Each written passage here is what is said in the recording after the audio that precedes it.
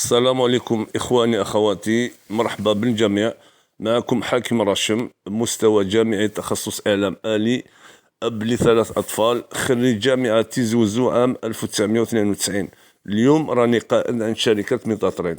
شركة ميطاتريد هي شركة تجارية تبيع رخص، مقرها في دبي في إكسل تاور في دبي.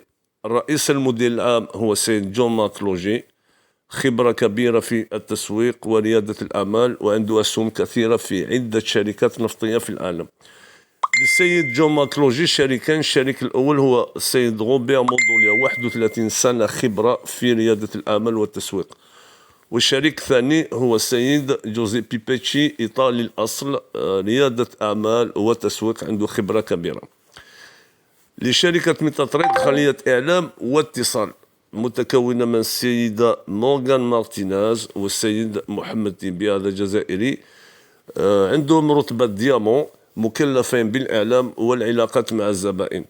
وفي تصميم الحملات الإعلانية لميطاتريد نجد السيدة ميغان لوفاسور، ويب ديزاينر، مصممة الويب، مسيرة لصفحة الويب لشركة ميطاتريد.